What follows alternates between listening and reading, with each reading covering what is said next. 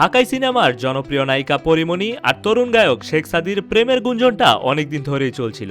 সবার কাছেই তাদের সম্পর্কটা ছিল একরকম ওপেন সিক্রেট। একসঙ্গে ঘোরা, ভিডিও শেয়ার করা, পারিবারিক সময় কাটানো, সব মিলিয়ে বোঝাই যাচ্ছিল কিছু একটা চলছে তাদের মধ্যে। সাদির মায়ের বানানো পিঠার ভিডিও ফেসবুকে শেয়ারও করেছিলেন পরিমণি।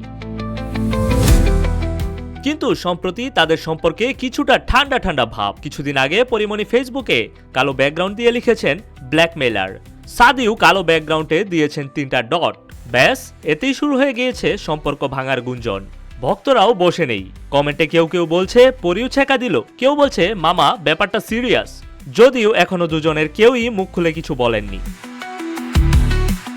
এই টানাপোড়েনের শুরুটা মূলত হয়েছে পরিমণির বাসায় স্বল্প সময় কাজ করা এক গৃহকর্মীকে ঘিরে।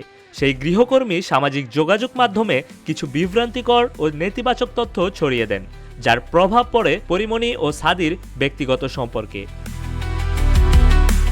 পরিমণির আগেও বেশ কয়েকটি সম্পর্ক ছিল, পরিচালক, নায়ক আর সর্বশেষ শরীফুল রাজের সঙ্গে তার বিয়ে ও বিচ্ছেদ নিয়েও হয়েছে অনেক চর্চা। অন্যদিকে সাদি সঙ্গীত অঙ্গনে নিজের একটা জায়গা তৈরি করেছেন। কিছুদিন আগেই পরিমণি বলেছিলেন যখন তিনি কঠিন সময়ে ছিলেন সাদি তখন পাশে ছিলেন। তবে এখনকার পরিস্থিতি দেখে মনে হচ্ছে দুজনের মধ্যে মান অভিমান চলছে। এটা সাময়িক নাকি স্থায়ী হয়ে যাবে সেটা হয়তো ভবিষ্যতই বলবে। তৌহিদুর রহমান, রূপালী বাংলাদেশ।